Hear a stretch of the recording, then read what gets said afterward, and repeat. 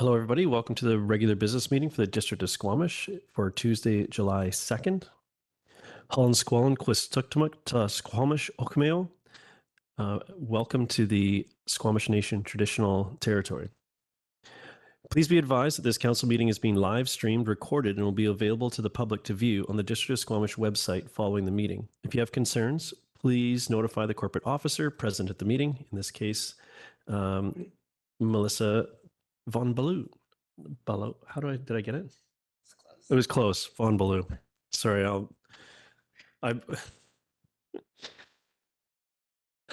okay.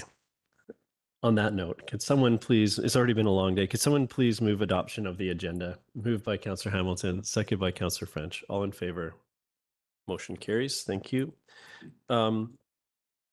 We have no delegations, petitions, or proclamations this evening. Is there any, so consideration of unscheduled public attendance is next. If there's anyone that has a matter that can't wait until the next regular meeting of the district, this would be your time to step forward. Seeing nothing, we'll move along. We have no public hearings and no timed items. So now we're on to the consent agenda. And before we do that, I'd like to pull the item B3, which is the Community Foundation media release regarding the living wage. Is there anyone that would like to pull anything else from the consent agenda? Seeing none, someone would like to move the consent agenda. Moved by Councillor French, seconded by Councillor Anderson. All in favor? Motion carries. Thank you.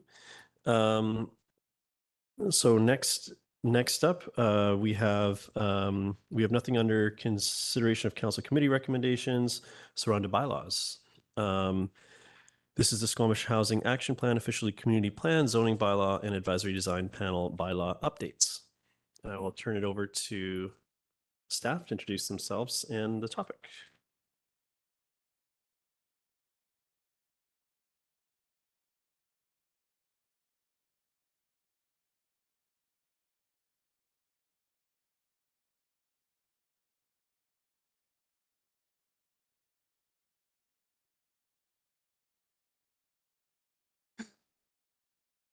Good evening, Mayor and Council. My name is Jessie Fletcher, Manager of Current Planning with the District of Squamish, and tonight I'm presenting an update to the official community plan, zoning bylaw, land development procedures bylaw, and advisory design panel bylaw. Tonight there will be 8 bylaw amendments for consideration. This update is made of updates stemming from the Squamish Housing Action Plan, work plan updates, accessibility plan deliverables, and sub-administrative amendments stemming from the recent small-scale multi-unit housing updates. The majority of these updates were first presented to Council on May 21st, 2024 at a special Council meeting. Council requested that staff make small amendments to Development Permit Area 3, DPA 3, the Universal Guidelines, and Development Permit Area 1, the Environmental Guidelines. Those have been done and are included in the bylaws presented for consideration this evening. Council also directed staff to conduct enhanced targeted engagement with the development community for the changes to Development Permit Area 3. Part of the OCP update, staff held an open house at the House and Brew Pub on June 5th, 2024. There are 2 additional bylaw updates proposed as part of this package of amendments, which were not presented to Council at the May 21st, 2024 meeting. These are an update to the land development procedures bylaw related to the requirement to hold a public hearing, and a zoning bylaw update to clarify the intent and fix an emission in the new R1 residential zone, which was adopted separately as part of the Provincial Bill 44 requirements. So the first 3 bylaw amendments, our staff are proposing to update the OCP, ADP, and zoning bylaw related to the Housing Action Plan requirement to change under Actions 3 and 6 of the plan. Action 3 of the Housing Action Plan is titled Missing Middle Housing Accelerator. It includes proposed updates to the ADP bylaw to remove the requirement for smaller projects to be reviewed by the advisory design panel. The changes include not requiring ADP review for multi-unit dwellings up to 6 units, not requiring ADP review for multi-unit dwellings offering between 6 and 20 units, with discretion for staff to refer an application to advisory design panel if required based on adherence to the development permit guidelines. These changes are aligned with the threshold for delegated development permits and will reduce the processing time for development permits by approximately 4 months. Action 6 of the Squamish Housing Action Plan is to revise and streamline the development permitting process. This includes 2 action items that are included tonight: amending the official community plan to remove DP requirements for triplexes and fourplexes, and streamlining the development permit area 3 guidelines. Removing the requirement to obtain a development permit for triplexes and fourplexes will reduce processing time by 4 to 12 months. This action aligns with the Bill 44 zoning changes requiring a minimum of 4 dwellings on a lot. Items currently regulated through development permit, which are important to retain, including solid waste guidelines and landscaping requirements, will be included in a zoning bylaw update. This zoning bylaw update includes a minimum tree retention and planting requirements for the new R1 zone, with a focus on planting and retention of trees in the front setback to improve the streetscape. Minimum requirements for secure waste storage facilities for developments containing more than 3 dwellings to encourage co-location of solid waste in a common bear-proof facility, and proposed minimum requirements for waste rooms to ensure there is adequate space for internal storage of waste bins. Staff presented the proposed DPA 3 changes to Council at the May 21st meeting. Council provided feedback on the guidelines, which has been incorporated into the proposed bylaw. Additionally, 3 guidelines have been removed, which specifically apply to triplexes and fourplexes, as they will no longer apply once the development permit requirement is removed. Guideline 36.4A has been amended to soften the requirement to include elements of wood and metal in development based on engagement feedback. Other minor amendments have been made to correct grammar and improve readability. Another part of this project is an amendment to the OCP for DPA 1. This will remove guidelines that do not align with the provincial riparian area protection regulation, reorganize guidelines and update wording for an easier flow of information, separate section 34.7, the aquatic guidelines, into 2 new sections, and update definitions and acronyms. A copy of the proposed updates to Development Permit Area 1 were presented as part of the package to Council at the May 21st, 2024 Special Council meeting. As a result of Council feedback, Guideline 34.6G has been reinstated related to the protection of old growth forests. No other changes are proposed. There are proposed amendments to the OCP bylaw and the zoning amendment bylaw related to accessibility. The OCP policy changes include amending text to align with the use of universal, adaptable, and accessible terms with zoning bylaw definitions and uses, strengthening policy recommendations for adaptability, and improve accessibility guidelines in DPA 3. The zoning updates include adding a new definition for accessible, universal, and adaptable, and updating the maximum accessible ramp grades and amending the accessible parking standards. There are also an update to the OCP proposed for the Loggers East neighborhood plan. This would permit institutional uses in the plan area and add residential flexibility in employment land areas.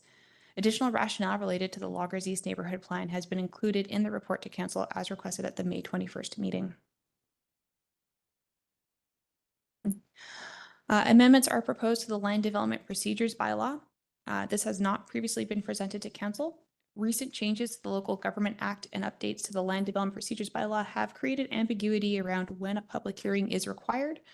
Currently, only amendments to the zoning bylaw for non-residential applications with floor area exceeding 400 square meters require a public hearing. This threshold creates uncertainty with regards to what constitutes an application versus a district-initiated amendment. The provisions also unfairly penalize larger employment use applications that are consistent with the official community plan. Proposed amendments to the Land Development Procedures bylaw are to remove the public hearing requirement for rezonings where commercial space exceed 400 square meters, not require a public hearing for district-led amendments, but Council would retain the ability to require a public hearing at first reading when non-residential components of the zone exceed 50%. Finally, amendments are proposed to the new R1 zone and related amendments. During the R1 amendment, staff had intended to remove the upper limit on the number of accessory dwelling units permitted on a lot. Section 4.38 was not amended to change that at that time, so staff are proposing the update now. And the R1 zone restriction on dwelling units is unclear as written, so staff are amending it to provide clarity that up to 4 stratified units are permitted in any configuration on a lot. Engagement for the various bylaw amendments has varied. Engagement highlights are noted on the slide. The Local Government Act has specific requirements that council must consider in relation to engagement on updates to the official community plan. That is, the local government must provide one or more opportunities for consultation with persons, organizations, and authorities that the local government considers will be affected by the amendment to the OCP. Additionally, the Act requires consideration by council of consultation with specific stakeholders. For the purpose of the legislated consultation requirements, staff recommended at the May 21st meeting that consultation is considered to have occurred and be satisfied by forwarding a copy of the bylaw as proposed prior to first reading to the Squamish Nation, and that consultation not be ongoing after receipt of any comments by the time first reading is held. DPA 3 updates were shown to advisory design panel as well as the development community for feedback. General engagement has garnered positive feedback, though some changes have been made in response to feedback. If tonight's resolutions are passed as written, the next steps will be to schedule a public hearing for the 4 official community plan amending bylaws. All other bylaws will be scheduled for adoption at upcoming meetings. So tonight's recommendation is, and there are multiple slides of recommendations, so I won't read them all out, but to give first 2 readings to the OCP bylaws as written, and direct staff to schedule a public hearing. And then 3 readings for the 2 zoning bylaw amendments, 1 advisory design panel bylaw amendment, and the land development procedures bylaw amendment. Thank you. I will now take any questions. Thank you. Council, questions at this time? Councillor Anderson.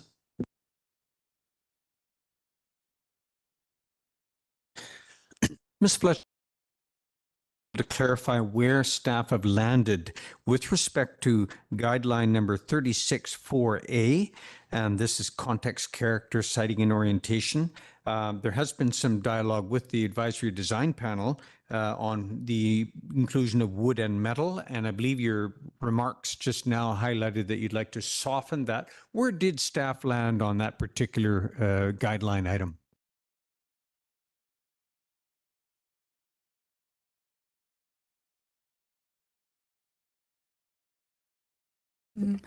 Through the mayor, would Councillor Anderson be able to provide slightly more context on that question?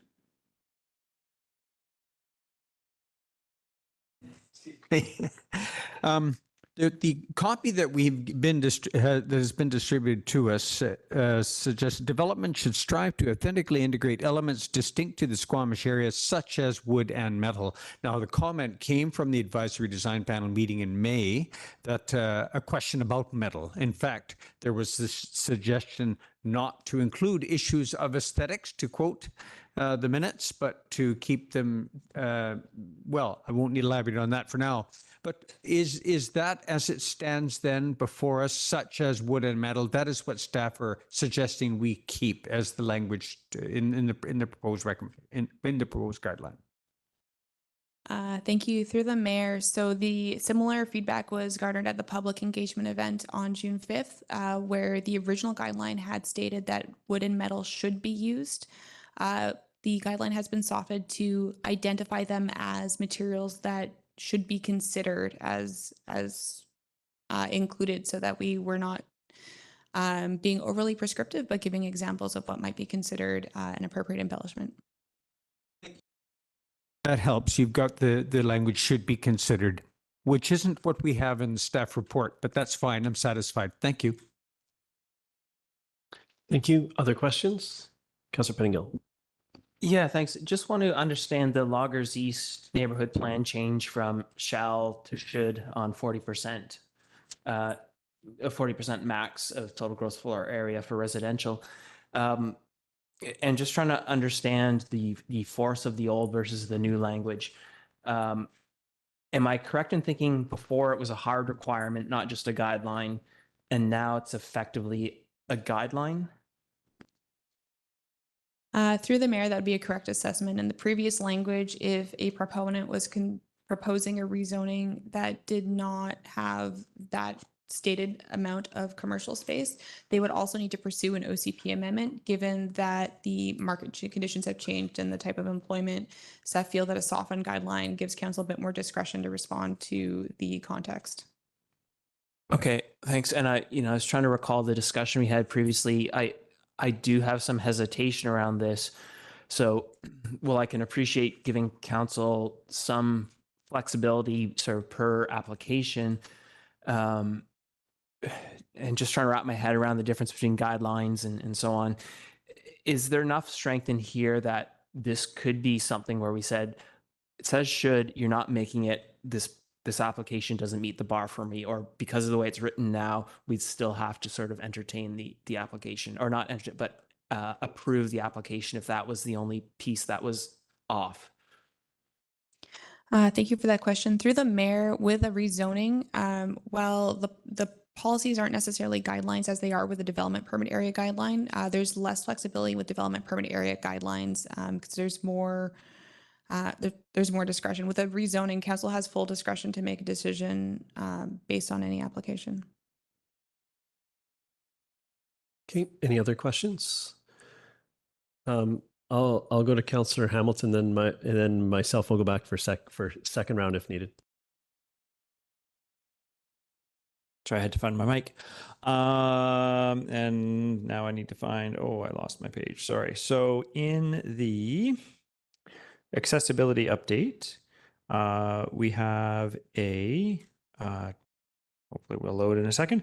So I'll try to paraphrase. We have an amendment replacing section 12.4B with the following: encourage 5% of secured affordable housing to be built as accessible dwelling units as defined in the zoning bylaw.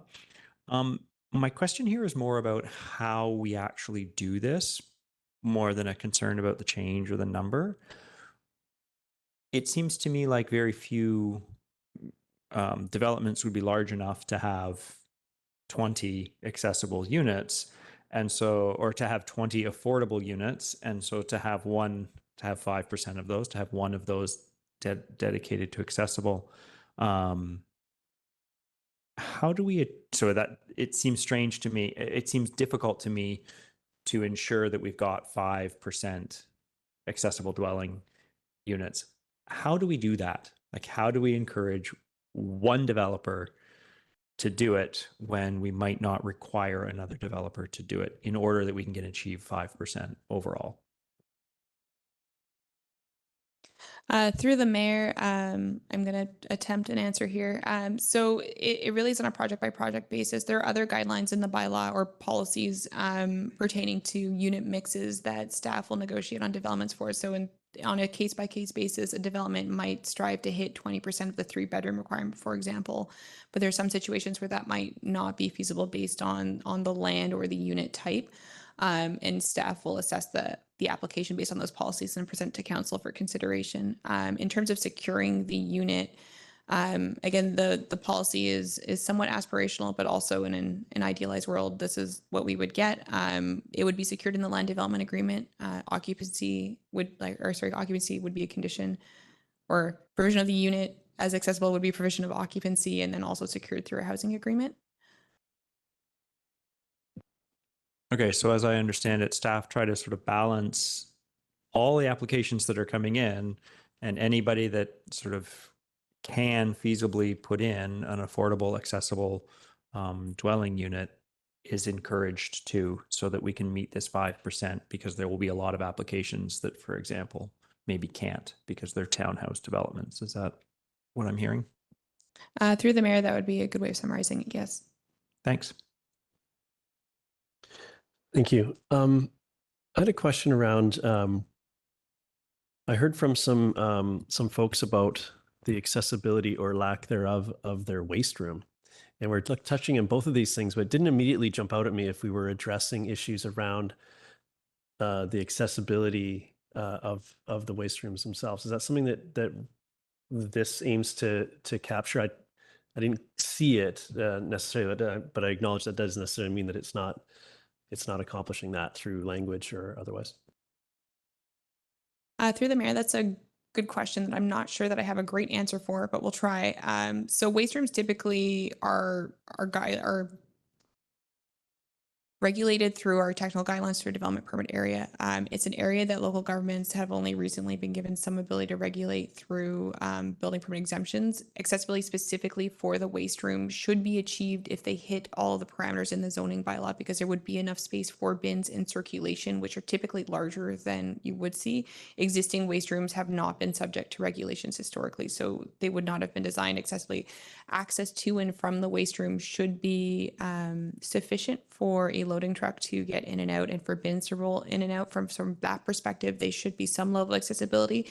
But from the units to the waste room is something that staff won't be able to regulate through the zoning bylaw. Okay, I think, and the feedback came from a community member that isn't, that I don't know how the age of the room that they're having challenges with, but I just wanted to surface that I've heard this challenge in the community. So if this doesn't speak specifically to that, if you know, I wanted it to be on all of our radars for if there is an opportunity to regulate for something like that. Did anyone else have? I'll go back to Councillor Anderson. He's for your second round. Go ahead, Councillor Anderson. Thank you. I note under the Loggers East neighborhood plan section where there's discussion of the mixed use development zone, the MUD zone, and the proposal is to introduce more flexibility in favoring housing uses. And there's a report that concerning the office market in recent years and the unknown and changing nature of work with remote options leading to uncertainty around office utilization. Of course, there are other employment space types that we would take into account. Under the strategic plan section, I don't see a reference to being prepared for the future with respect to employment lands. So my question is, as staff deliberates these proposals, what are you using as a guiding document for modeling or predicting employment space demand? We talked about a year and a half ago a model 2.0 that had been elaborated from the original one. And we've since been talking about doing some further work under the acronym SPLIT, a new project to do that modeling. But what do staff refer to? What are we referring to these days with respect to assessing the need and demand for employment space as you make these decisions, for example, in Loggers Lane East neighborhood?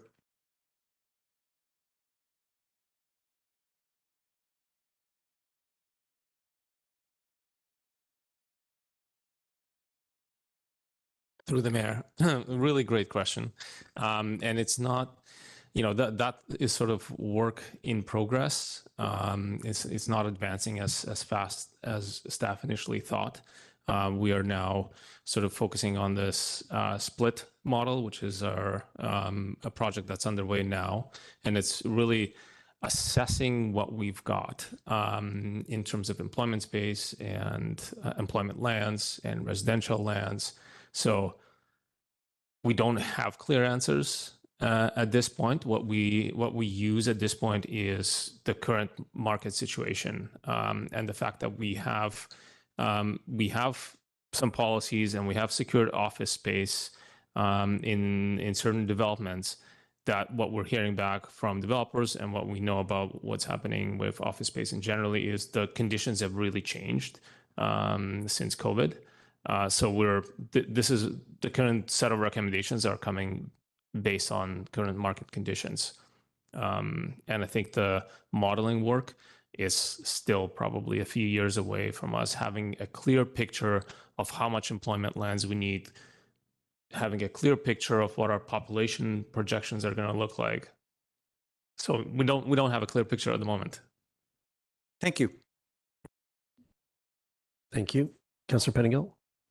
Yeah, and I'll try not to get us too far off track, but I want to follow up on my colleague's question because it ties into where I was concerned.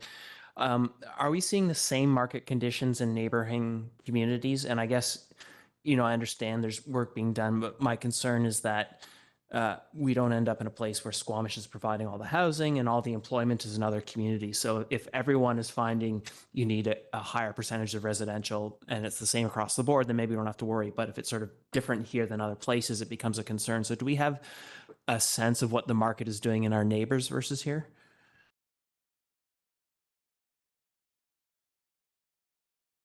Through the mayor, another great question.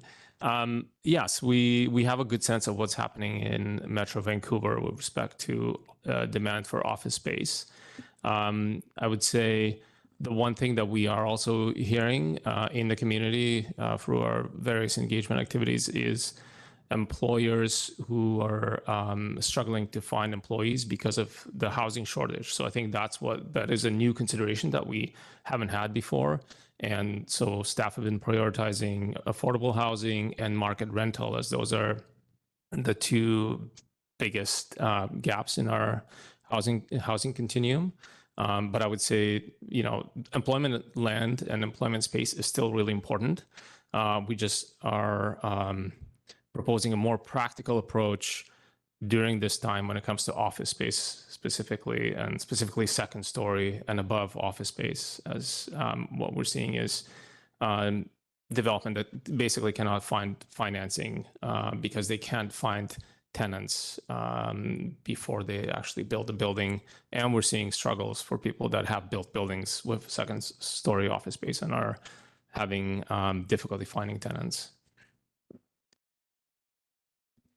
Okay, thank you for that. Other questions, Council? We do have quite a few pieces sort of lumped together here, so I'm happy to indulge if we need to understand further. Yeah, go ahead, Councillor Anderson. Thank you, Chair. I do have two related questions. They come under the same section, and they're not new additions or amendments, but they're under the section of 34.7 aquatic guidelines and 34.9. I'll go one at a time here. So my query is there enough flexibility or room for site-specific interpretation in the two items I will read out for us to not be too constrained in our interpretation? So I'll read out the first one. This concerns it's 34.7C. Preserve ravines, watercourses, riparian areas, and wetlands in their natural state and maintain natural channel alignments wherever possible unless significant environmental benefit can be gained through alteration. Well, this becomes topical for the Upper Mamquam Blind Channel and for the Carson Place Slough and the Wilson Crescent Slough, and for some of the ditches in Loggers Lane East area, because the layperson might come along to these bodies of water and assume they're in a natural condition, and they are not. They're in need of restoration. Or to cite the Loggers Lane East, we have a ditch that people have moved in the 1970s, but we've decided to leave it where it is. And so the question comes up of interpretation and making judgments. Is there sufficient room in that guideline as it's worded for our professionals to make those site-specific judgments? Because we have a lot of water bodies that have been fooled around with and filled with dredge spoil and whatnot. Do we have that kind of leeway in making an interpretation of a guideline like that as to what is a natural condition, or I'll leave it at that. Maybe I'm clear enough. Thank you.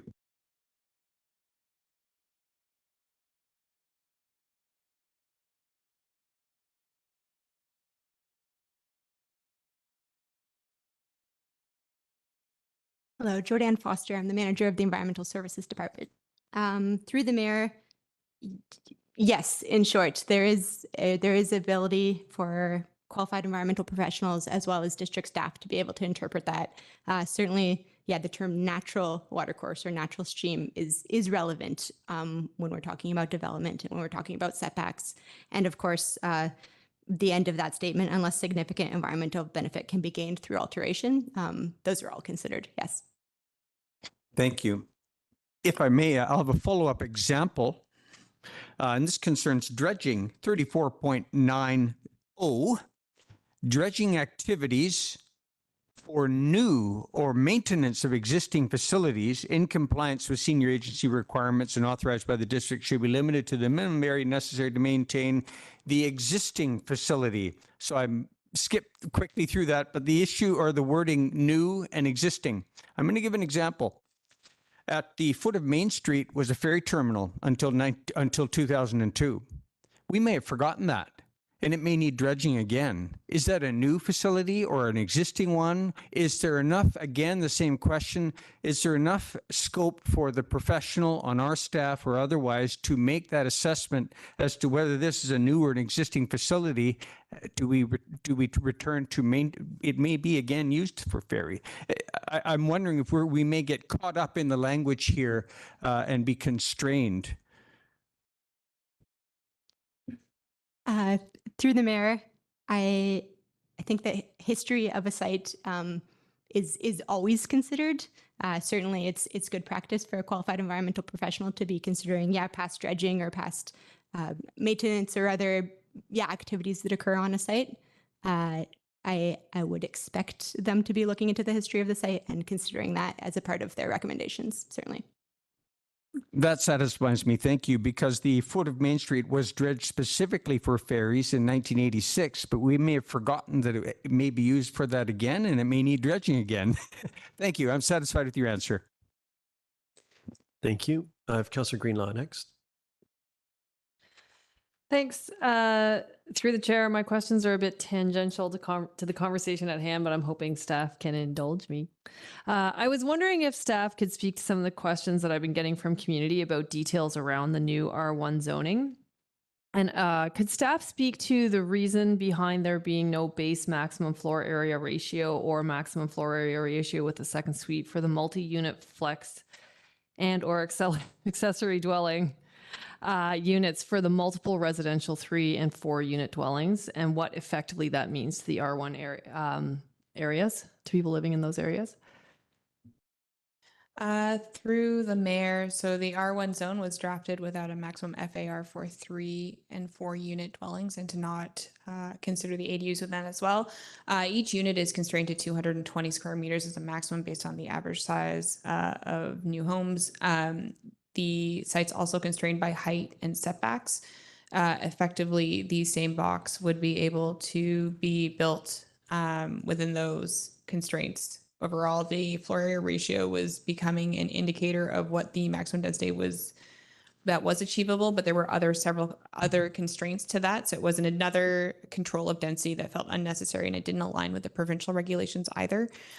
So by just putting a maximum unit size per dwelling unit, it gave a bit more flexibility, but didn't necessarily increase the massing overall that could be possible on each site.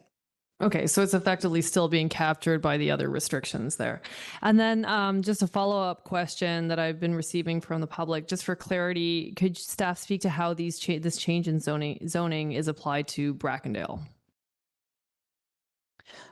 Through the mayor, thank you for that question. The district has applied for an exemption to Brackendale based on our flood mapping and a report from our consultants, which state that the hazard level in areas that are conditional, restricted, or limited densification, so that's the southern half of Brackendale, and areas within zones 1 through 4 of the Chikai Fan are too high hazard to increase density. So pursuant to an approval by the province, we are not at this time applying that zoning to Brackendale.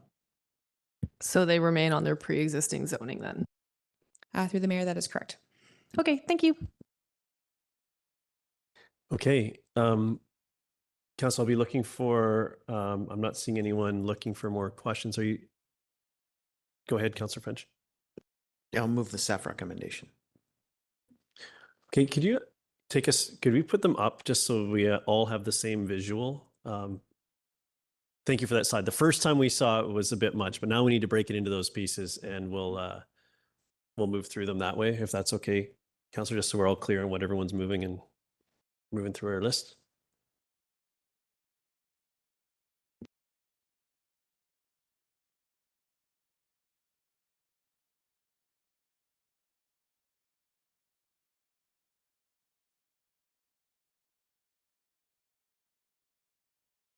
Okay. I was a bit optimistic we could get through it this way, but we're going to do it this way. So this was lumping them all together, but we need to do them individually, which is what.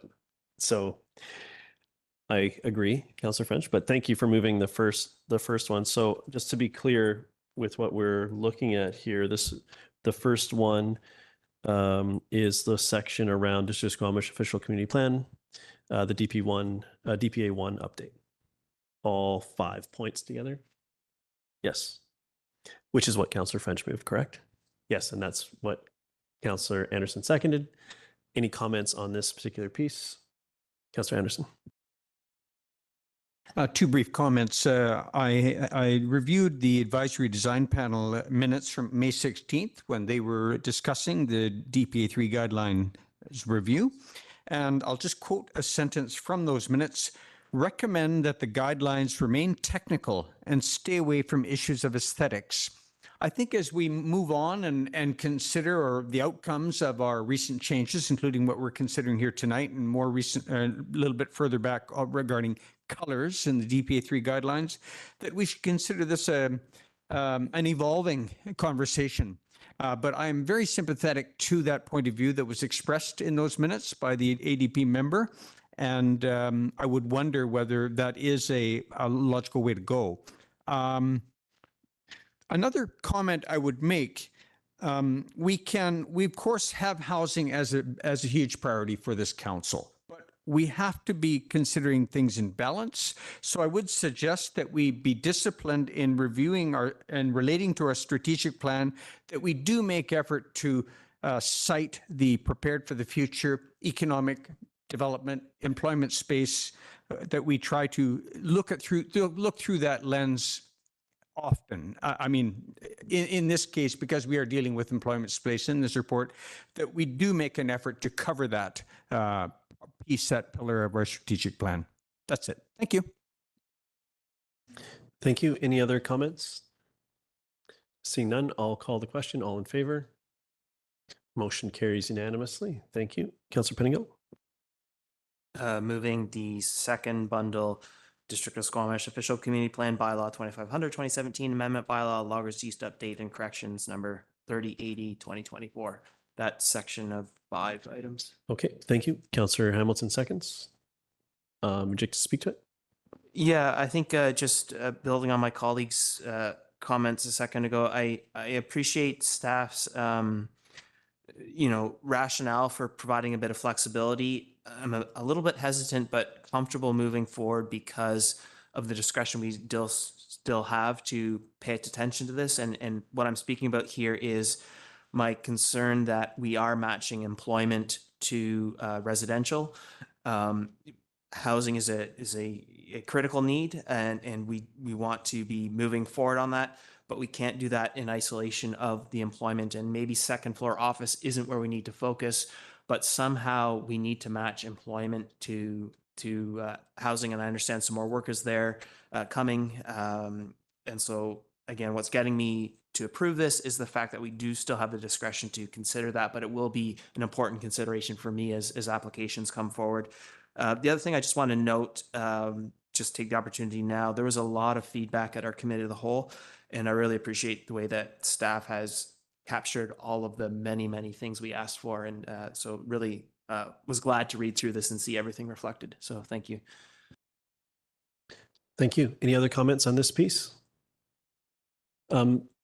Speaking in support, and just on the topic of the employment space, the reason that we would pay attention to this is to ensure that our businesses, both here and futures, can be successful. And I really appreciate the staff rationale around what we're hearing right now is that housing for the workforce is one of the main constraints of all of our businesses. And I would imagine that's a constraint for those that are aspiring to be here as well. So I appreciate that approach at this time, but I fully agree with the comments I've heard of my colleagues around having concern around employment space in general in that sort of longer lens. But for where we are today, I appreciate the steps we're taking here. And I'll call the question. All in favor? Motion carries unanimously. Thank you. So next up will be the District of Squamish Official Community Plan, bylaw number 2500 2017 Amendment Bylaw. This is the accessibility update, which I will move. Is there a seconder? Seconded by Councillor Hamilton. I'll just say this is really important work, and I appreciate the changes here. I think they're very thoughtful and fully appropriate. Any other comments on this? I'll call the question. All in favor? Motion carries unanimously. Thank you. And that was all 5 of those, by the way. So next piece is the District of Squamish Official Community Plan Bylaw number 2500 2017 Amendment Bylaw. This is the DPA 3 update. Do I have a mover? Councillor French, second by Councillor Hamilton. Any comments, DPA 3? Seeing none, I'll call the question. All in favor? Motion carries unanimously. Thank you.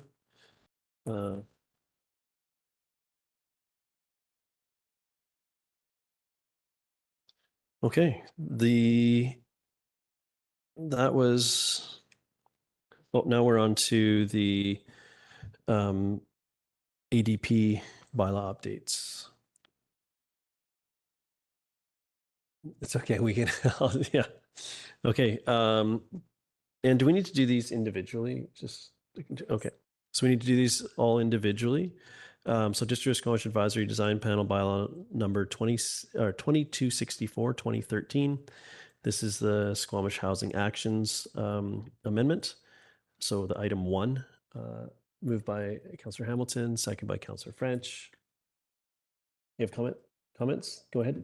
Yeah, I guess I'm supporting these as a bit of an experiment. I do really appreciate the input and feedback we get from the advisory design panel. So I'm a little bit hesitant to be removing some of that. I understand why, and so willing to test it out. But yeah, I just want to acknowledge feel a little bit uncertain about this piece because I do really appreciate the feedback we get from the panel. Yeah, thank you, Councillor French. Thanks, Mayor. And I just will take the opportunity to emphasize what Councillor Pettingill just shared with us. The work of the ADP is important, and the folks who serve on the advisory design panel do so without compensation. It's valuable work that they contribute. They do a fine job, and I appreciate the work that they do, and this is just a good opportunity to express that. I'm supporting this motion. Thank you. I'm speaking in support of the motion. I think I agree with the value of the advisory design panel. I think this keeps them working on things that are appropriate for them. So it's I think of it sort of as a layer of delegated authority. In this case, we're going to delegate it to us on the the ADP, and then the ADP can look at the bigger pieces, which I think is more appropriate use of their time. So and when I say delegating it to us, it means leaning on our other policies and sending the bigger pieces to ADP. So be supporting the motion. I'll call the question. All in favor? Motion carries unanimously. Thank you. So the next piece is the amendment number 2 on our list is the public hearing requirement clarification amendment, which I will move. Second by Councillor Hamilton. Any comments on this? I think anything that has a title of clarification is appreciated in this space. So thank you for finding a way to iron this wrinkle out. I'll call the question. All in favor? Motion carries unanimously. Thank you. Next up is number 3 on the list, which is the landscape, solid waste, and accessibility update. Moved by Councillor French, second by Councillor Hamilton. Any comments on this? I'll call the question. All in favor? Any opposed? Motion carries unanimously. Thank you. Now we're on to the R1 administrative amendments. Moved by Councillor French, seconded by Councillor Hamilton. Thank you. Any comments? Okay, all in favor? Any opposed? Motion carries. Thank you. All right. Thank you for getting us through that.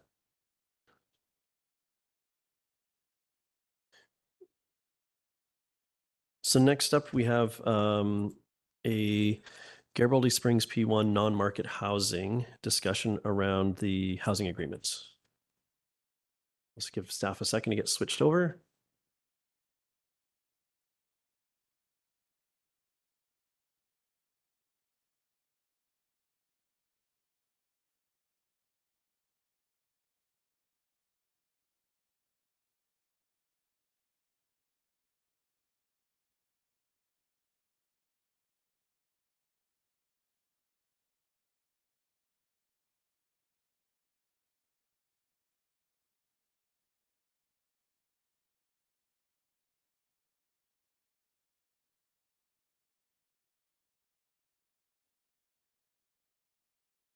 Thank you. Good evening, Mayor and Council. My name is Jessie Abraham, Planning Consultant, presenting on behalf of the Community Development Department. I am presenting Housing Agreement Bylaw number 3056, 2024 for Garibaldi Springs Phase 1 non-market rental housing for first 3 readings. As per the land development agreement for the 4-phase master planned Garibaldi Springs development, 8 non-market housing units were delivered in phase 1, called Highline. A previous housing agreement bylaw number 3009, 2023 for the non-market units was adopted in October 2023.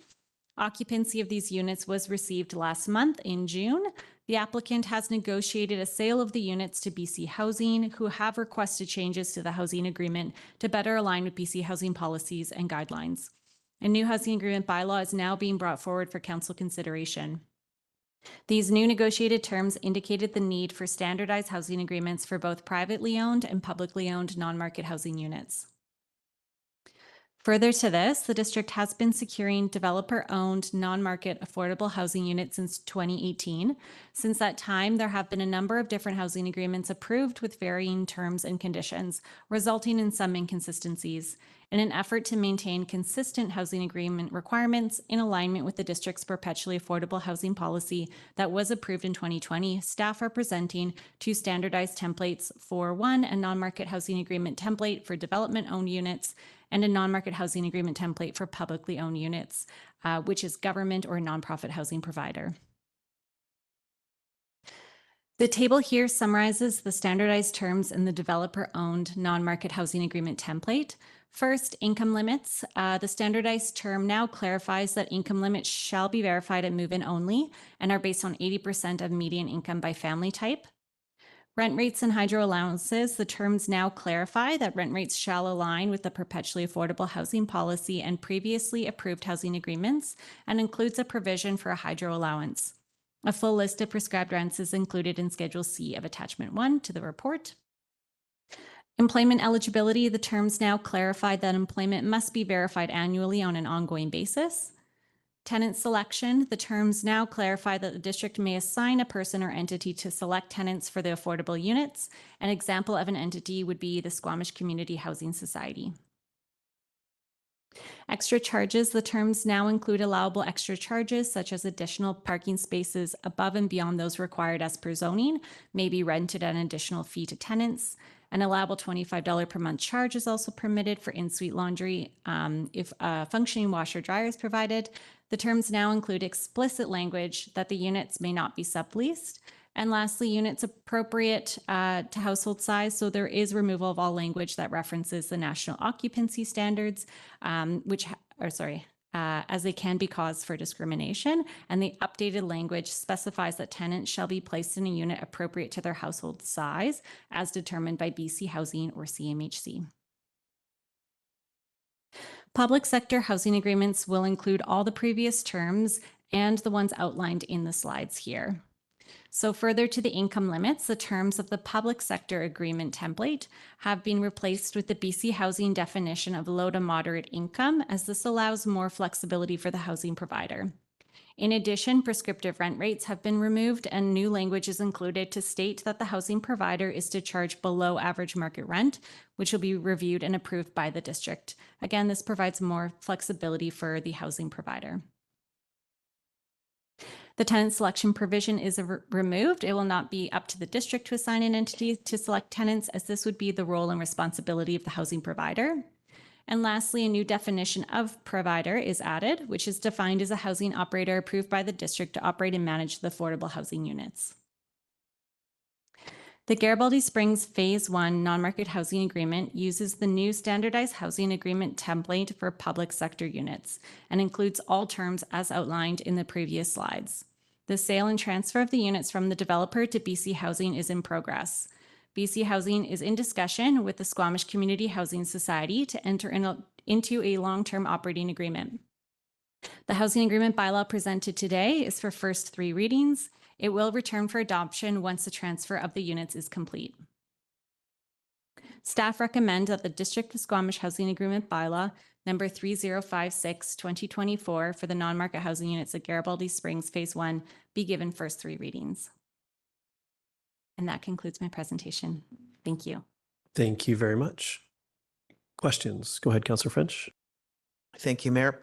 The report recommends removal of all language that references the national occupancy standards because the language apparently in those standards can be discriminatory. So I'm wondering how so? Who is discriminated against in the language that's in there?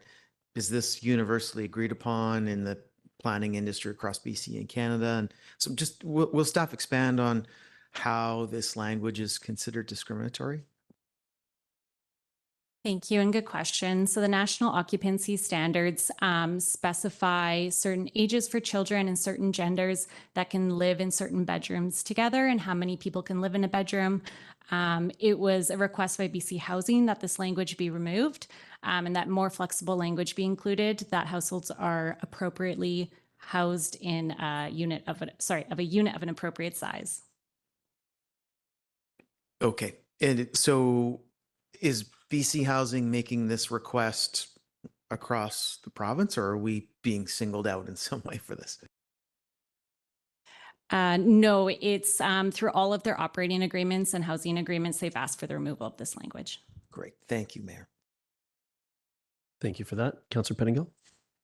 Yeah, I'll start with a clarification on this point. So as I understood this, the national occupancy standard is fairly rigid, and I had understood what we're trying to say is, you know, it sets some guidelines about ideal size and so on, but we wouldn't, if you weren't the ideal size, we had something available that you're willing to go into, we would then be able to put you in that unit. And we just didn't want to have something so rigid that we say this unit that you want, that you could technically have, we're not going to let you have it. Is that? Yes, so the national occupancy standards are intended to just be guidelines, and so they could still be followed, but they're just not meant to be regulated. Okay, thank you. And then a couple questions. Because this is a template, is it restrictive? Like we will always have to abide by the specifics of the template, or is there any flexibility? Should we wish to have it? I'm not saying we want to go down that sort of goes against the point of a template, but just how rigid is this if we adopt this? So the intention of the templates is so that it can be easily managed and monitored over time. And so we're starting to see some of the units come online that have housing agreements from 5+ years ago and maybe have different terms that can make it difficult to manage or monitor long term. So the intention is that all privately owned units use that template and all publicly owned units use that template going forward. Through the mayor, but I'll add for clarification, there is always room to modify a template. There's the starting point for a negotiation with a privately owned unit with a developer. Okay, thank you. And then the last piece that I was just sort of wondering as I read through this, I didn't see much detail about if a tenant needs to be removed. This isn't supportive housing, and you know, presumably we don't aim for it, but once in a while there can be a problem where you need to remove a tenant. We are responsible, or our delegate, as I read this, for placing tenants. Does that mean it falls on us, or we have the sole authority to remove a tenant, or could a private operator do that, or how does that piece work? So the housing agreement does specify that the manager or owner would need to follow the Residential Tenancy Act in terms of managing the tenant, which would include removals or evictions. Okay, you're good. Any other questions on this? I had the templates piece I think is really interesting. Thank you for bringing this forward. And so in a case, is it about who has ownership of it, not who's operating it? I could think of a scenario where a developer, you know, wishes to retain ownership, but would like someone to manage or operate the units. So is the ownership of it which dictate which template it is, or who's operating it?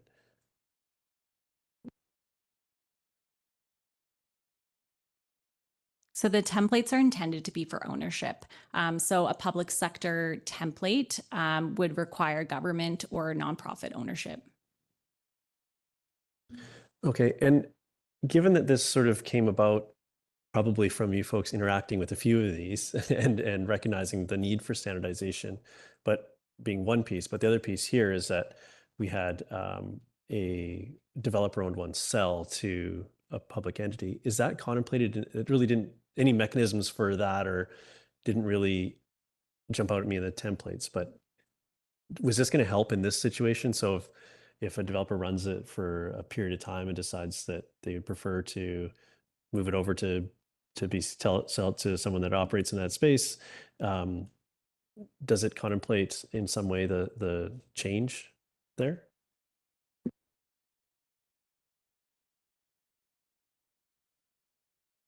So in that case, the private developer would enter into the private ownership template housing agreement, and the same process would need to be followed. So that housing agreement would have to be approved and registered, or adopted and registered on title. And then a new housing agreement would need to be repealed and a new one approved. Yeah. Okay, thank you. Okay, Council, we have a recommendation before us. I don't see any other questions. Yeah, go ahead. Sorry, I just want to follow up on that. So if a private developer sold a property, so there's no need for permits or anything like that, the new buyer or the seller would have to come to council for us to repeal an agreement and then sign a new one? Yes, thank you. Good question.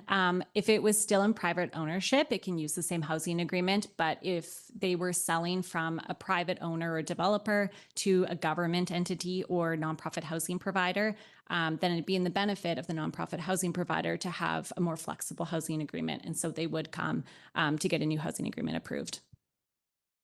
And if they didn't do that, they just continue on under the original agreement. Is that correct? Yep. Thank you for following my thought process to the end of the to the end of the questions, Councillor. Do we have any other questions? We have a recommendation before us, Council. Moving the staff recommendation. Councillor Hamilton moves. Councillor French seconds. Any comments on this? Yeah, go ahead. Thank you for bringing this forward. I'm a big fan of standardized templates so that we can have simple ways to move forward. There is a cost to standardized templates in that sometimes you're not optimized for a particular situation. But I think we're seeing here two clear bodies of affordable housing coming up, ones that are publicly owned and ones that are privately owned.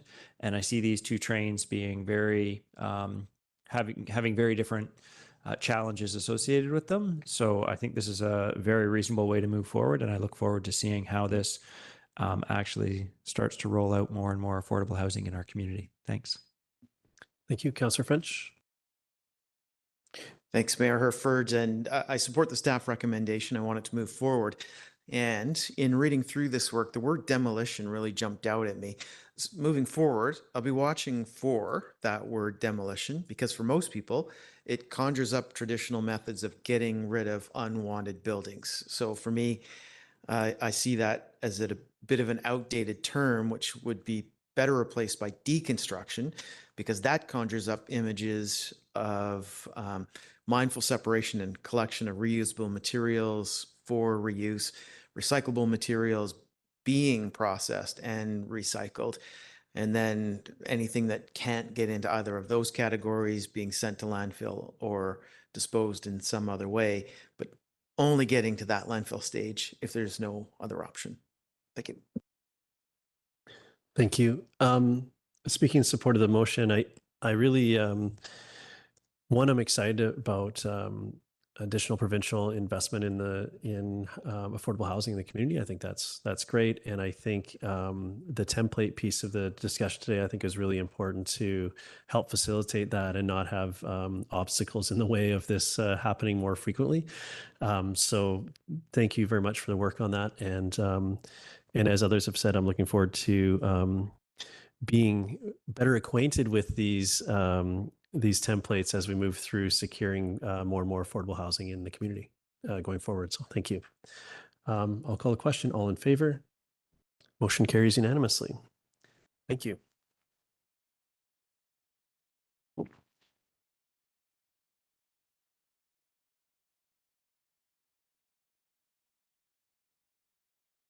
So we have a few adoptions to do before we get to the next staff piece. I'll give you, that'll buy you some time to get set up there.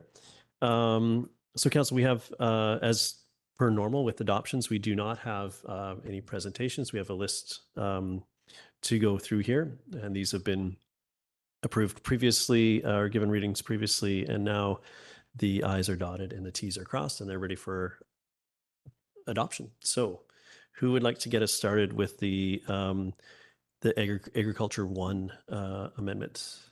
Councillor French, I'll second that. All in favor? Motion carries unanimously. Thank you.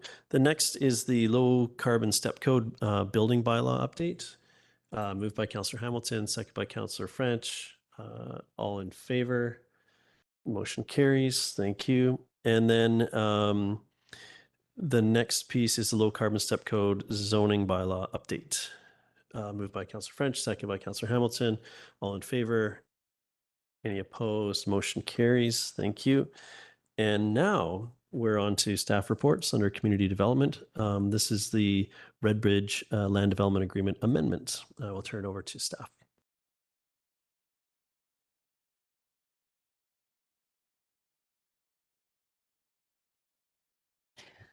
Okay, good evening, Mayor and Council. My name is Carrie Hamilton, planner for the District of Squamish, presenting to you today with an amendment to the Kingswood Redbridge Land Development Agreement for Clause 11BV. So on October 10th, 2023, staff presented a suite of proposed amendments to the Kingswood Redbridge LDA to Council.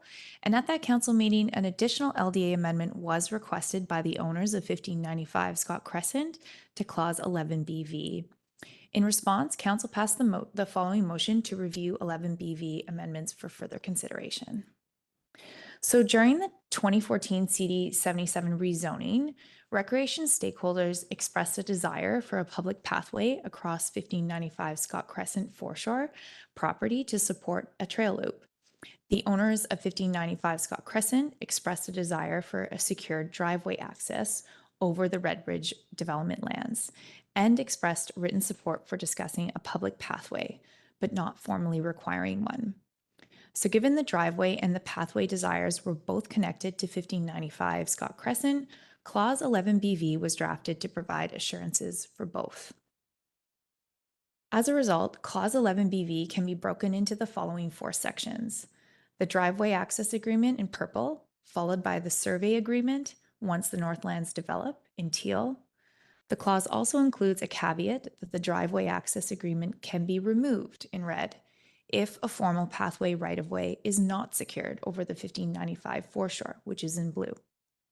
So as written, if the owners do not provide the pathway right-of-way to the district by the time Kingswood was prepared to develop the Northlands, then Kingswood could discharge the driveway easement and would not need to provide the final survey, and thus removing secure driveway access for 1595 Scott Crescent.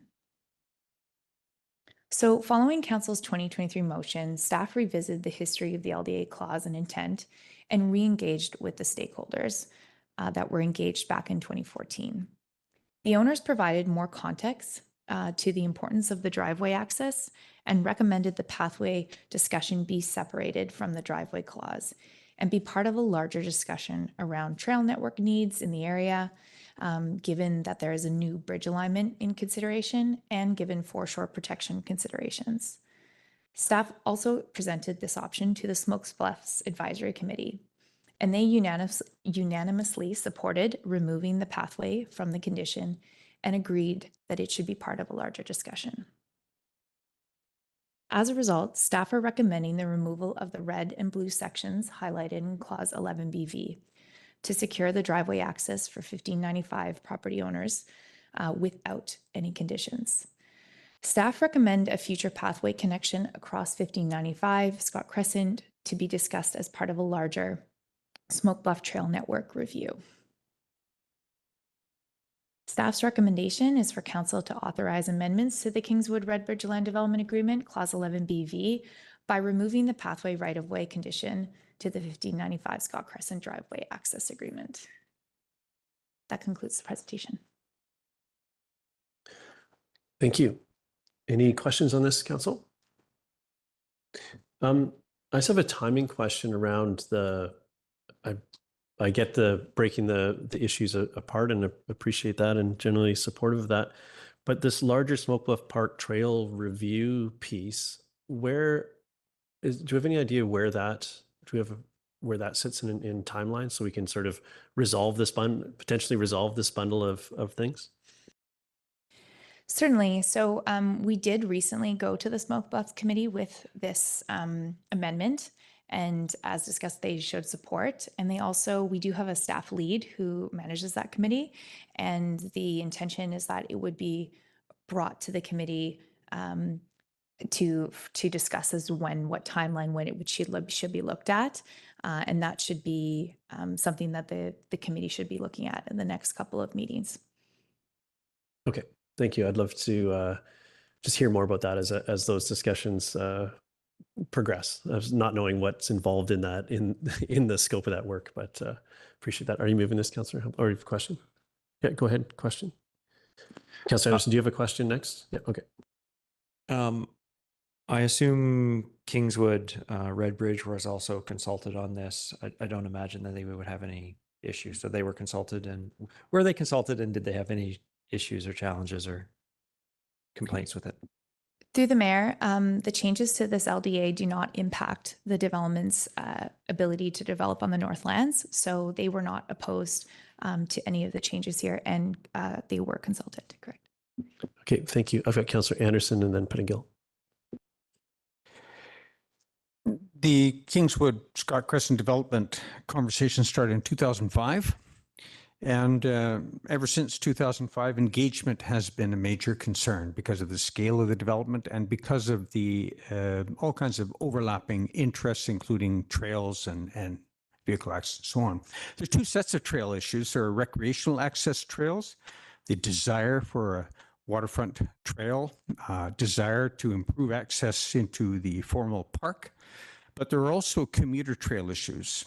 The Hospital Hill and Valleycliff to this day do not have a safe, convenient pedestrian route to 3 schools and the downtown. So my question is, staff have suggested that there will be a larger Smoke Bluffs Trail Network review. What would be the scope of this review? Is the proposed larger trail network review intended to encompass commuter trail route issues affecting Hospital Hill and Valleycliff? And if so, how will engagement with neighborhood residents and commuter trail users take place? And the background of this question is nearly 20 years of frustration. We can understand that developers and their employees and contractors come from the city. And who do they know to talk to? Well, the Smoke Bluffs Advisory Committee, the Trail Society, these are easily recognizable people to talk to. The residents aren't. And the residents, I've got other concerns regarding vehicle access, big topic. So how do we sort out engagement for commuter trail issues that affect and run through the Kingswood development site? Thank you. So through the mayor, I'll just confirm that the commuter trail network that was proposed and approved in 2014 and was modified in 2018, there are no changes to that proposal. There are still commitments in the amenity package in the land development agreement for a commuter trail access from Hospital Hill Valleycliff all the way down to the waterfront pathway that will connect to a bridge access. So this amendment has no impact to that commuter trail aspect. The trail component, the pathway that was being discussed was along the foreshore of 1595 Scott Crescent. And that was for a more of a recreational trail through the Smoke Bluffs Park. And that is the conversation that Smoke Bluffs Committee and our staff are going to have a larger conversation about where the appropriate connections and network for the Smoke Bluffs Park recreational trail access, where those should be. I hope that clarifies to answer the question. Thank you. My purpose is merely to raise it so we're all aware of this topic, and it is important to a lot of residents of Valleycliff and Hospital Hill. Thank you. Thank you. Councillor Pettingill? Yeah, I sort of understand splitting the conversations. Has there been any talk about if it becomes relevant, how we might value the securing of the driveway access, in terms of what we may wish to do in terms of pathways? Or is this sort of, is there an implicit assumption that we put no value on the driveway piece we're securing now? Through the mayor, do you mind, Councillor Pettingill, do you mind rephrasing that for me so I can help better answer that? Yeah, I guess so. As I understand, at one point, there's something of value to the district, which is the pathway, something of value to the property owner, which was the driveway access. Somehow we got all the relevant parties together and made an exchange happen on paper. A bunch of time passed. People weren't happy with that exchange. We're still moving ahead with the driveway piece. Don't have a resolution yet on the pathway piece, and we may decide we want a pathway elsewhere. But if we do end up, the pathway makes sense in this area, do we have a way, or has there any talk about how we might value the driveway piece as we're figuring about, what's fair in terms of, because there's always pros and cons and trade-offs with everything. And so has there been any talk or consideration about how we would manage that or think about that? I see a few people. Yeah, go ahead. Mr. Valniscus, do you want to take this one? Yes, please. Through the mayor, we have had those considerations, and I think the point where we arrived at is that it's in the public interest to provide the driveway access to a property that doesn't have one. And so from that perspective, the benefit is, making sure the properties within the district as much as possible are serviced. And the district never really had the real leverage of mandating access across the property. So we're closing that chapter, and we're moving on to the next chapter of, planning what is appropriate in terms of trail access. Okay, does that address your questions for now? Okay, go to Councillor Hamilton. I'd like to move the staff recommendation if there are no further questions. Are you seconding that? Councillor Greenlaw seconds. Yep. Would you like to speak to it? Thank you very much. And thank you very much for bringing this back. Thank you very much for bringing this 10-year-old agreement back into consideration. I think this is a case where, as Mr. Valaniskas put forward, having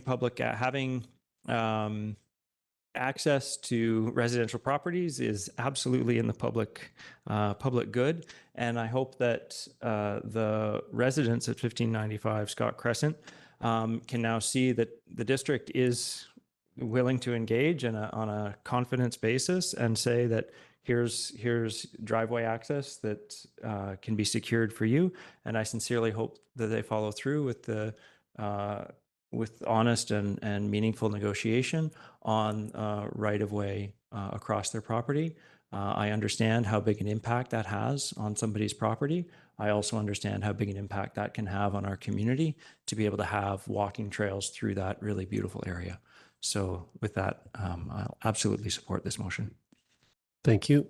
Councillor Anderson and then Pettingill. I'm pleased to see this matter come to a resolution, a workable resolution. However, we've got a lot of loose ends still around this project. It's still unfolding. And one of them is 1800 Scott Crescent. And that property owner has really lost a practical driveway to a very significant, a property with significant development potential. I guess where I'd really like to go is we have to learn from this lesson of Kingswood Scott Crescent, 20 years or since 2008 at least in informal process with the district. And sometimes one of my colleagues, Councillor Stoner, brings up the topic of sunset clauses, where we can pause and revisit some of these things, some of these very complicated aspects of a very large scale proposal. The reference is made to the Upper Mamquam Blind Channel Land Use Study of 2011-2012. It had some unclear terms of reference, and it's part of how we landed where we are today. That unclear terms of reference concern whether they should be addressing private property. Their mandate was, we all assumed when we entered that process, that it was to deal with the public realm. Yet it had some very heavy-handed recommendations for 4 private properties, from the JR Transport right down to a small piece on Scott Crescent. Now, our present staff team, I think, have done a great job in getting us where we are today. But I've seen this project through 5 planning directors and 5 engineering directors. It's been quite a haul.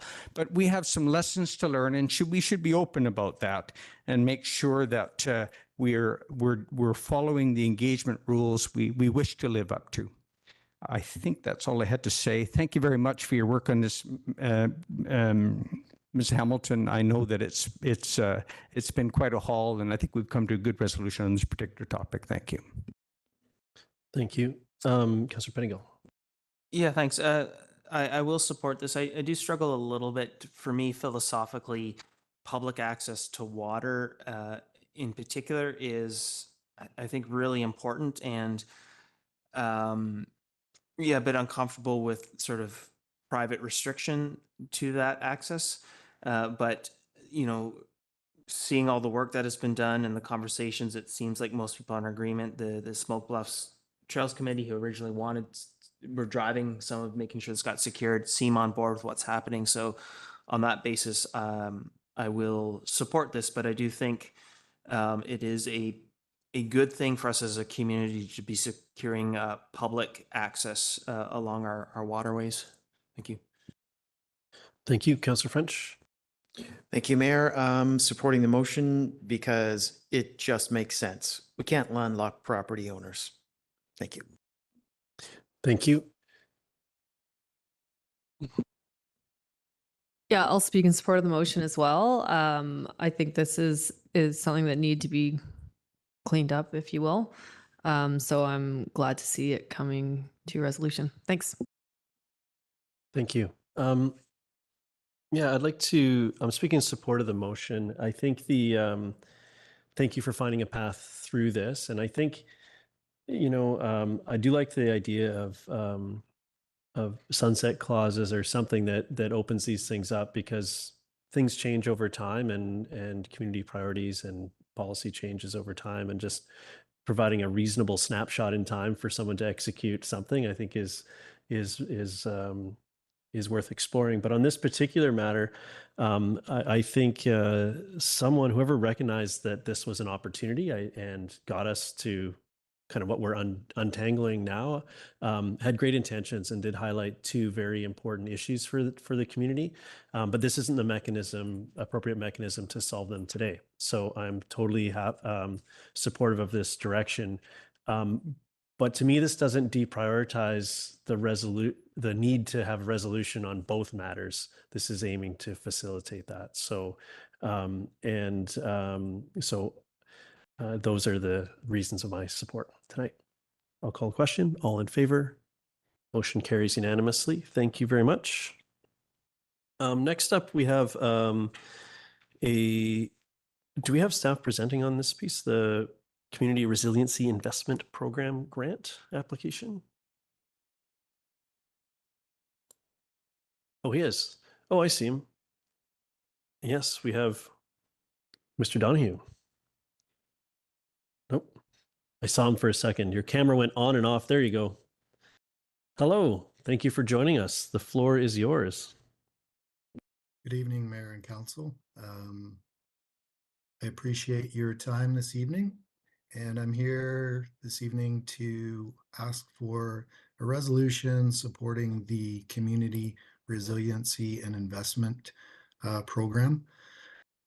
As some of you may or may not know, the District of Squamish Community Wildfire Protection Plan was completed in 2018 by BA Blackwell and Associates.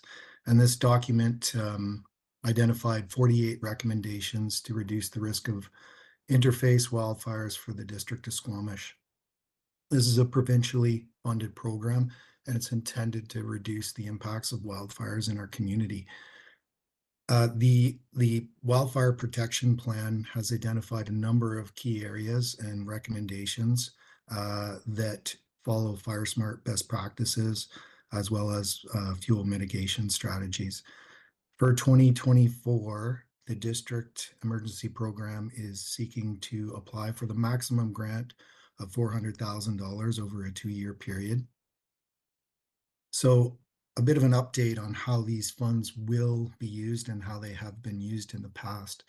So Fire Smart principles are really centered around the concept of education. So Fire Smart training and education is a key component of the program.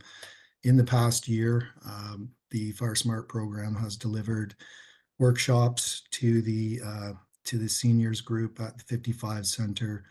They have delivered a plant plant recognition program where we tag plants that are more fire resilient. We've partnered with a local nursery, Local Roots, to help us educate the public in purchasing plants for their residences that are more fire resistant and less prone to fire ignition. Over the past year, the Community Chipper Program has offered a free chipping service for debris and waste removal in yards.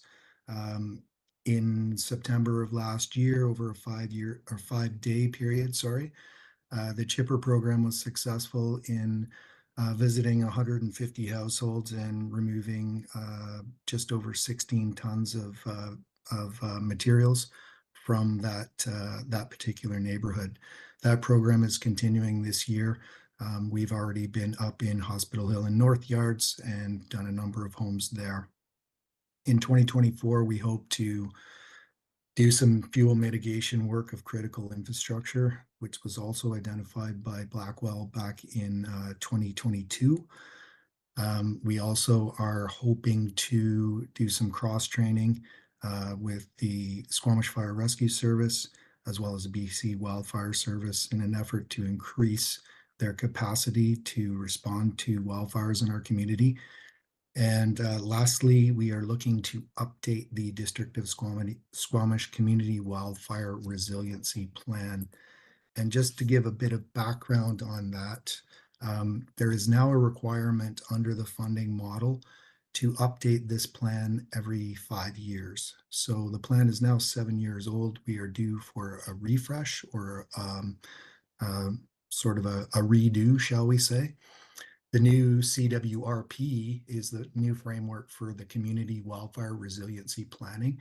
And the key goals of the program are to increase capacity and understanding of wildfire risk, foster a greater collaboration across administrative boundaries, be more responsive to the needs of communities of different sizes and capabilities, and to develop more achievable and accountable action items through planning and mitigation strategies. And that, in a nutshell, is the Community Resiliency Investment Program for 2024 and 25. And I welcome any questions that council may have. Thank you very much for giving us that context. Questions, Councillor Anderson?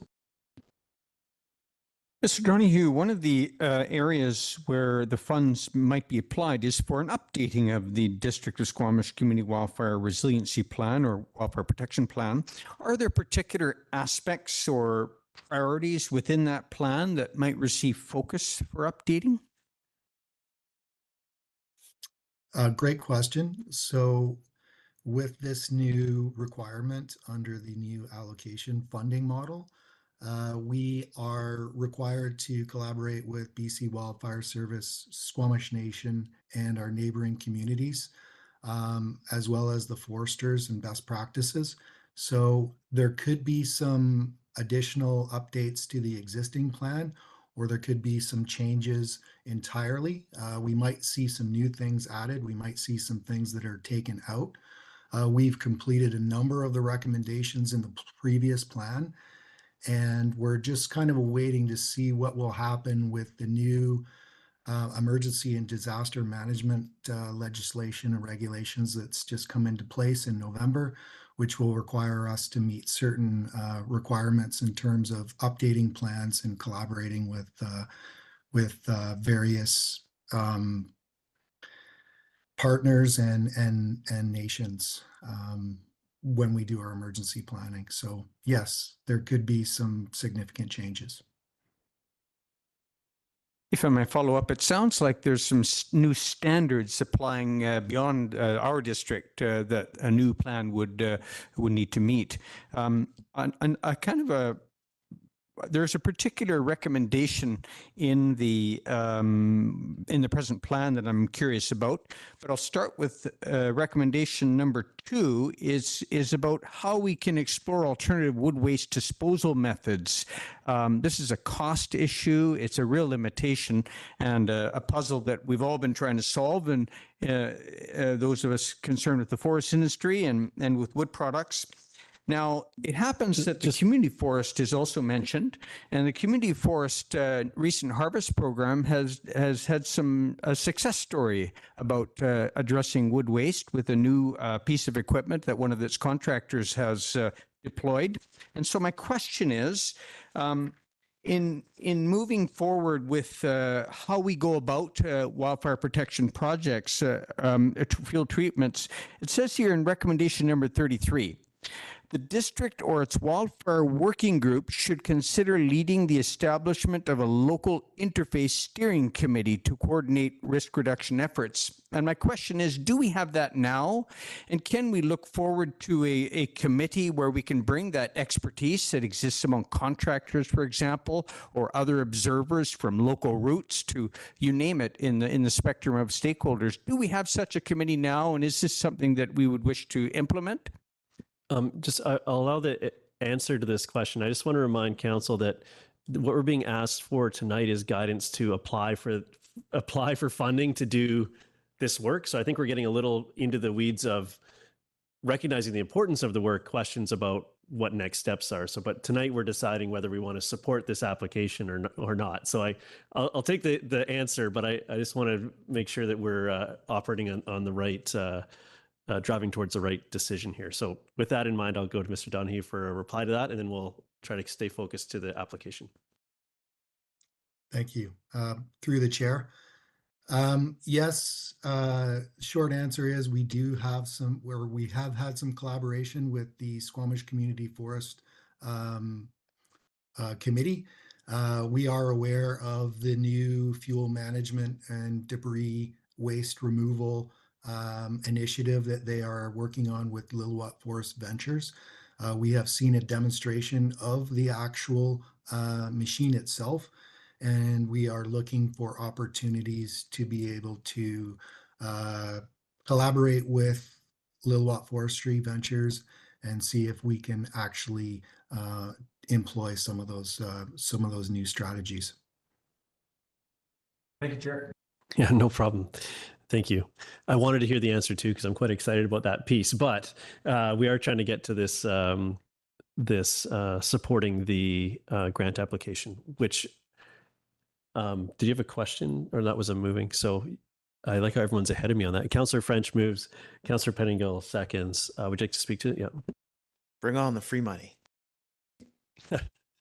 Okay, Councillor Pettingill.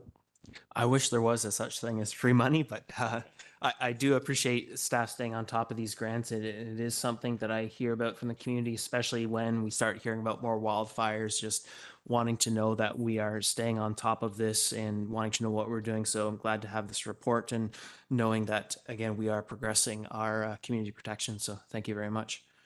Thank you. Any other comments on this? Speaking in support, I think one of the pieces that jumped at me for this is the if unsuccessful, we'll reapply for the funding program in 2025. And I just think that this topic is so important. I really, I'm confident in the quality of our application. And, but in my other role on the regional district, we've been dealing with both the emergency and recovery from wildfire impact to community, particularly around Gun Lake. And these events are just so overwhelming for the communities that are impacted by them. So I really hope we can get this, that we're successful in our application, and we don't need to contemplate delay in any of these important work. So thank you very much for your work on getting us to this point, and we look forward to an announcement around this table when we're successful in our application. So thank you very much. I'll call the question. All in favor? Motion carries unanimously, as it should. Thank you very much. Thank you. Okay, Council, we had no late agenda items. We had no correspondence action requested. I referred some correspondence from the consent agenda. Let me just find that document. What page was it? Do you remember? I would take a page number from anyone that had it, but I think it's 32. Hold on. Yeah, thank you. So the letter I pulled was from the Squamish Community Foundation. And it's regarding the living wage in Squamish. And for those of you that haven't read it, I wanted to take the opportunity to suggest that everyone spend some time with this. I contemplated suspending the order of the agenda to speak about this before we did some of the housing work that we did a little earlier tonight. But this really highlights the why for me on much of the housing work that we're doing. So, and I wanted to point out that the living wage in Squamish has been calculated at $25.13 per hour. And taken right from the report, that is an alarming $7.73 above BC's minimum wage. This is huge. And in 2020, so this is slightly dated, at least 25% of Squamish residents were allocating more than 30% of their income to housing costs. And since 2020, we've seen rents skyrocket. These are alarming numbers, and I know everyone around this table is aware of these things, but these are quite clearly articulate the drivers of a lot of the work that we're taking on. So I really recommend folks seek this out and have a read. And if you yourself aren't experiencing this in your day-to-day, your friends and neighbors likely are. And I think it's really important piece of work. So thank you to the Squamish Community Foundation for their work on this and for shining a light on this important issue facing, I would argue, more than 25% of our community. That's all I have to say on this. Does anyone else want to comment on this? Otherwise, I'll move receipt of the letter. I just wanted to speak to it briefly. Okay, I'll move receipt. Oh, Councillor Anderson, would you like to speak to it as well? Thank you, Mayor Herford. I agree entirely with your emphasis on the importance of this report. We should also be mindful to encourage and help grow our local high wage economic sectors, and we can always do better. We have a long list of high wage employers that are frustrated with not being able to find land or space requirements. So there's another part of the landscape to look at. We have an economic employment space principles report that we endorsed in October 2022 that speaks to this. There's certain sectors that produce jobs of high wage, and we need to be actively planning for their development and their needs. So it's another aspect of the picture. Thank you. Yeah, thank you. I think, yeah, this is really a driver and a why for so many pieces of work that we have to do, and those being among them. Any other comments on this? Did you? Nope. Okay, I'll move receipt of the letter, second by Councillor Hamilton. Now you're yeah, fair enough. Go ahead, Councillor French. Just in speaking in favor of the motion, a lot of people stood in line here at Municipal Hall today to pay these municipal taxes, which are due today. Tomorrow, the cost goes up. So very timely that this motion is landing on July 2nd, 2024. Okay. With that, I'll call the question. All in favor? Motion carries. Thank you. We didn't have any minutes referred from the consent agenda. No business arising from minutes. No committee minutes and reports. Council, any notice of motion? Seeing none, we have no counselor, staff, and camera announcements. We didn't have any unscheduled public attendance. We have open question period. If anyone seeks clarification related to agenda items. Seeing none, we'll move on. I'll go to counselor, staff announcements. I always look to my right because Counselor French always likes this opportunity. I'll go Counselor French, and I saw Counselor Pettingill here. Yeah, and often I have community-related things to share. Well, today it's all business. At the Squamish-Lillooet Regional District meeting on Thursday, the SLRD Planning Director gave the board a presentation on agricultural land trusts. And other countries around the world have created agricultural land trusts to protect farmland and ensure the land is used for food production well into the future. We don't have a great deal of that use here in Canada. There are a bunch of them in the UK, and they are the creation in the UK of municipal governments. So I found that interesting. The presentation included an idea that would see $800,000 collected through regional taxation to fund further work on the creation of agricultural land trusts. So at the regional district, work is ongoing to develop this concept further. And so this caught my eye, it caught my attention as the council appointee on the Food Policy Council. So felt that this was something that was worth sharing tonight. Yeah, thank you for that. That was a really interesting presentation. And it's also great when something lands right in your wheelhouse every once in a while. That happens to me too. Councillor Pettingill. Yeah, just add, I think, from my perspective, some of the CAC community amendment contributions we've captured recently with community gardens involved are a sort of micro version of the idea.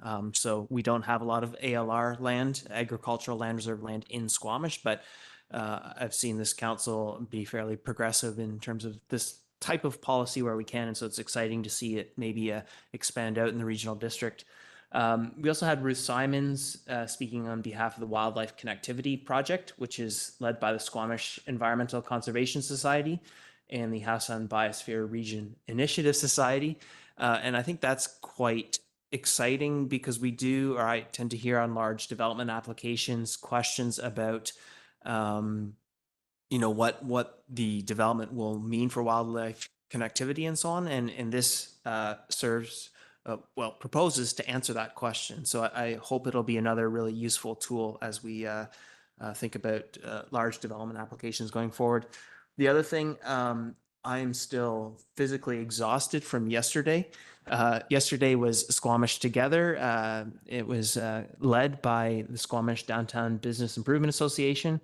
It was a fantastic event. And just bands and music and vendors, and the street was closed, and it seemed like everyone was out. It was a beautiful day, and it was just, a wonderful speech or two from some dignitaries. It was, fantastic. I'm going to sleep, I think, for several days straight, maybe after I get home, but well worth it, and so great to see everyone out there celebrating. Many parts of why we're glad to be here, and done in a way that sort of understands there are some tougher parts of our history, and it's really cool to see our community try and celebrate the things that we can celebrate, and acknowledge the things where we need to do some work, and try and make an event that's welcoming for everyone. So it was really great. So thank you to all. Okay, anyone else want to have any announcements? Okay,